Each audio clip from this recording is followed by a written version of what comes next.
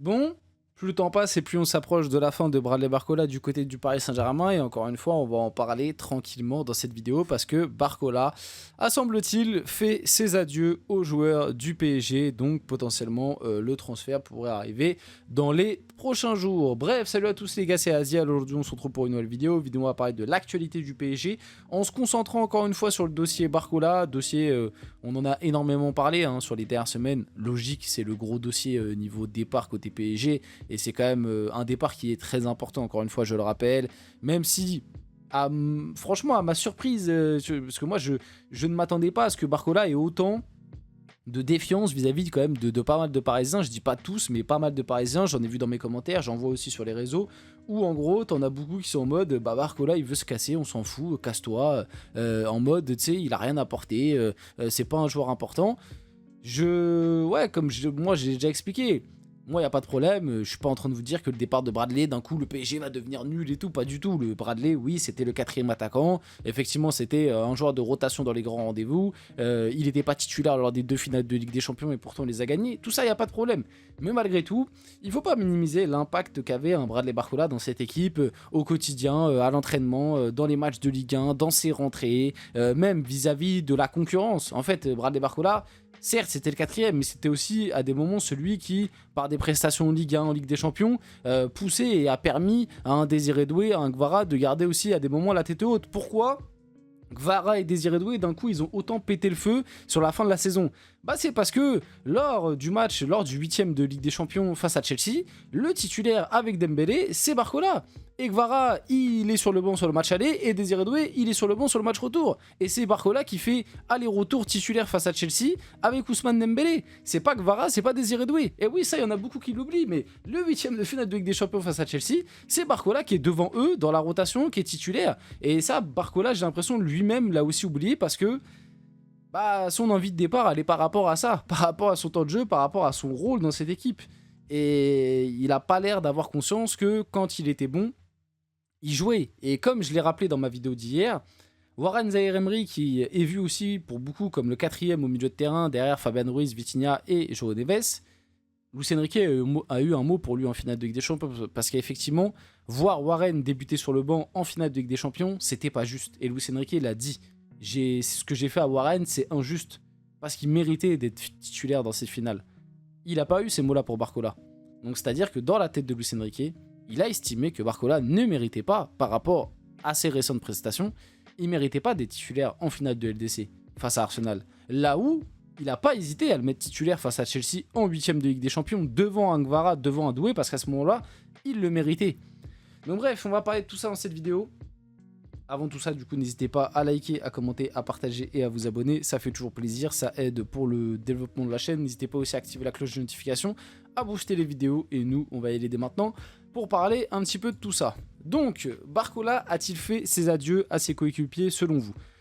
Bah, pour moi, en tout cas, ça y ressemblait fortement. On a vu un Bradley Barcola très à l'écart, un Bradley Barcola très fermé. Alors, encore une fois, certains qui à chaque fois te disent oui, mais Barcola, vous dites n'importe quoi, il a toujours été comme ça. Et allez voir les photos des précédents titres. Barcola, il avait un sourire jusqu'aux oreilles. Barcola, il était sur toutes les photos, il faisait la fête. Là, je sais pas si vous avez remarqué, mais je pense que vous êtes si vous êtes un peu attentif, vous verrez que Bradley Barcola n'a posté aucune photo par rapport à la Supercoupe de l'UEFA sur ses réseaux. Il a posté aussi aucune photo, tu sais, il apparaît dans aucune photo, tu sais, de groupe mais réduit, c'est-à-dire d'habitude on avait toujours la petite photo des Français avec Dembélé, Désiré Doué et Barcola. Et bah là, Dembélé, Désiré Doué, ils ont pris la photo qu'à deux. Je sais pas si c'est de leur volonté ou si c'est de la volonté de Barcola, ça on sait pas, mais voilà. T'avais plein de petits trucs comme ça où Bradley Barcola, en fait, il apparaît sur les photos collectives, où il y a toute l'équipe, tu vois, où il y a vraiment tout le groupe. Mais par contre, sur les photos un peu groupe réduit, avec, tu vois, entre 3 à 4 joueurs, Barcola n'en a fait aucune. Donc le message, il est clair. Si vous avez besoin de plus que ça pour voir que le joueur, il a joué 0 minutes, il s'est même pas échauffé, il avait même pas ses chaussures de foot. Hein. Et si vous avez bien remarqué, il était en claquette sur le banc. Donc c'est-à-dire que c'était prévu avant le match qu'il n'allait pas rentrer, qu'il n'allait pas s'échauffer. Donc le joueur, voilà, pas concerné sur les photos, pas souriant, mis à l'écart, en tout cas en retrait. Je dis pas le groupe l'a pas mis à l'écart, je pense que c'est plus lui qui se met en retrait, etc. plus le câlin avec Luis Campos, plus le câlin avec certains de ses coéquipiers en mode bon bah voilà, c'était la dernière.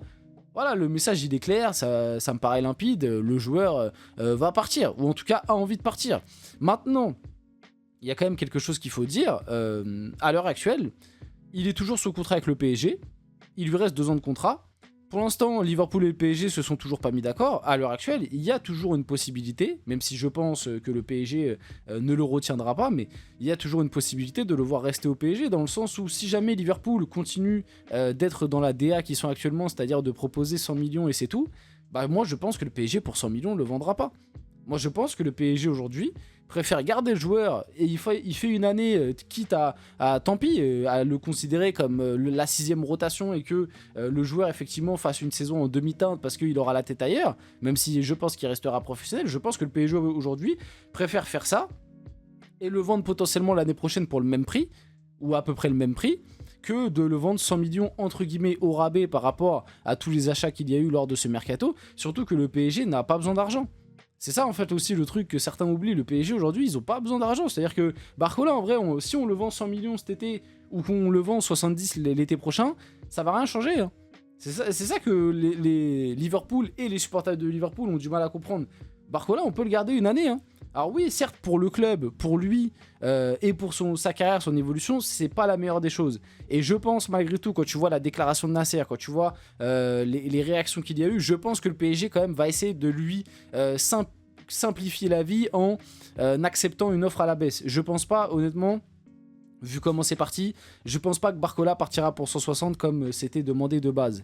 Mais je pense qu'à 100 millions, parce que les derniers échos autour de Liverpool, on parle d'une offre à 100 millions avec des bonus. Moi, je pense qu'à 100 millions, le PSG ne le laisse pas partir. Et d'ailleurs, j'espère, hein, franchement, parce que vu comment Liverpool, clairement, il joue avec nos couilles, faut parler très français, Liverpool se fout de notre gueule. Ils nous font croire qu'ils n'ont pas d'argent, etc., alors qu'ils sont prêts à mettre je sais pas combien sur des joueurs très midas. Ils ont mis 50 millions sur Ronald Araujo, hein. Mais ils veulent pas mettre plus de 100 millions sur Barcola. Faut quand même arrêter de se foutre de la gueule du monde. Même si c'est un prêt avec option d'achat, l'option d'achat, ils risquent de la lever. Bref.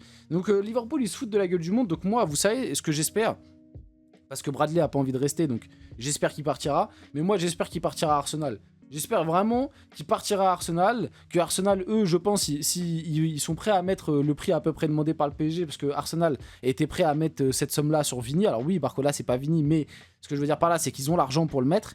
Peut-être qu'ils mettront 130, 140, mais voilà, déjà, ça se rapprochera plus à l'offre initiale demandée par le PSG. Et j'espère qu'il ira à Arsenal, et comme ça, les supporters de Liverpool, j'espère que vous allez bien pleurer, parce que le Liverpool joue clairement avec les coups du PSG depuis des semaines. Mais bref, supporters parisiens, tous les Parisiens sont revenus au charbon, le double champion d'Europe, et encore une fois sur cette vidéo, on voit clairement, c'était le retour à l'entraînement, le seul qui tirait la gueule, c'était Bradley Barcola. Donc, les négociations se poursuivent entre le PSG et Liverpool pour Barcola. Mbaye aussi est toujours dans la liste des Reds, mais actuellement trop cher. On va faire un petit sujet Mbaye vite fait.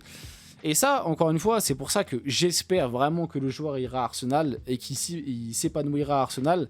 Parce que Liverpool temporise pour Barcola. Les Reds prévoient de revenir à la charge dans 10 jours, dans les 10 derniers jours du mercato. Et bah vous savez quoi, hein, si cette info est vraie et qu'en gros Liverpool se dit ah bah de toute façon on va les baiser, on va attendre les 10 derniers jours du mercato, on va faire une offre à 100 millions et ils seront obligés d'accepter. Et bah vous savez quoi, j'espère de 1 qu'ils se barrent à Arsenal, et s'ils se barrent pas à Arsenal, j'espère que le PSG refusera. Et que vous allez faire la saison avec Cody Gakpo et ailier droit avec Federico Chiesa, et bien fait pour votre gueule. Alors ce sera du coup pas très fair envers Bradley, mais là Liverpool ils se foutent de la gueule du monde. L'été dernier ils ont dégainé 150 millions sur Wirtz, 150 millions sur Alexander Isak, et là cet été ça veut pas mettre plus de 100 millions sur Barcola, au bout d'un moment il faut aller se faire foutre. Donc j'espère que c'est ces deux scénarios qui vont se passer si cette info est vraie.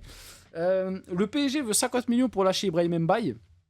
C'est beaucoup trop cher, hein, faut être honnête. Alors, encore une fois, hein, c'est une offre à la hausse exprès pour que des clubs mettent des offres et après on négocie, on peut trouver un prix juste.